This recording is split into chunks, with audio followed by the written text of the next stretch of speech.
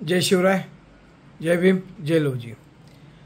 गेले 2-3 दिवस झाले माननीय अनाजी पंत, माजी मुख्यमंत्री, आत्ताचे उपमुख्यमंत्री देवेंद्र फडणवीस गेले 2-3 दिवस झाले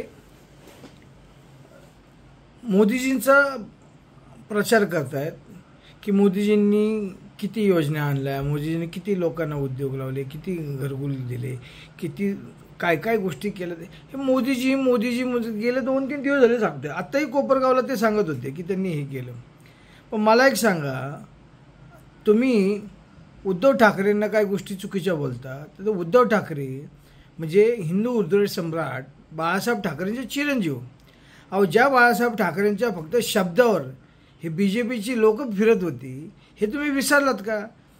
तुमच्यात ताकद आहे का हो देवेंद्र फडणवीस साहेब? तुमच्यात ती ताकद आहे का? चला मग तुमच्या महायुतीच्या सगळ्या नेत्यांनी, सगळ्या उमेदवारांनी एक गोष्ट ठरवावी की हिंदू हृदय सम्राट माननीय बाळासाहेब ठाकरेंचं नाव न घेता फक्त मतं मागवून दाखवा.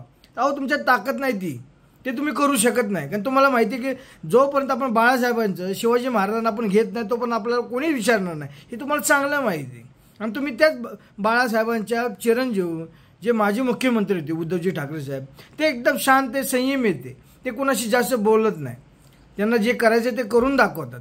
आणि तुम्ही त्यांच्या बाबतीत बोलता. अहो, चला ना, तुमचे डेअरिंग असं तुम्ही सांगा. चला आता ह्या क्षणापासून तुम्ही ठरवून द्या की तुम्ही बाळासाहेब ठाकरेंचं नाव नाही वापरून, तुझा महायुतीचा कुठला नेता असू द्या, कुणी कोण असू द्या, त्यांनी फक्त नाव न वापरून दाखवून द्यावं आणि इलेक्शन काढून दाखव. काय तुम्ही वाता करता? तुमचे ते शाने चंद्रकांत दादा पाटील बारामती जाऊन सांगते की शरद पवार साहेबांना संपवायचे. अहो, काय बोलताय तुम्ही? शेवटी आज अजितदादांना त्या गोष्टी बोलाव्या लागत की त्यांनी जे बोलले ते चुकीचे बोलले. अहो, निवडणूक कोण लढवत आहे? सुनीताताई पवार लढवतात, सुप्रियाताई लढवतात. ते दोघं जिंकतील, दोघांपैकी एक हारणार, एक जिंकणार, ही गोष्ट वेगळी. त्यात काय विषय नाही की सुप्रियाताई जिंकणार आहेत, तो काय विषय नाही. पण त्यांना शेवटी अजितदादांना पण त्या गोष्टी चुकल्या की हे गोष्ट जे बोलतात चंद्रकांत दादा पाटील ते चुकीचे. आता पळाले. जेव्हा चंद्रकांत दादांना विचारत होते की तुम्ही हे असं बोललात, तर का बोललात, कसं बोललात, त्यांनी बाईट नाही दिला, पळून गेले. कारण हे तुम्हाला आता कळून चुकलेले की आपला महायुतीचा कुठलाही उमेदवार आपण ठामपणे सांगू शकत नाही की हा निवडून येणार, तो निवडून. तुम्ही फक्त पोकळ गप्पा मारता.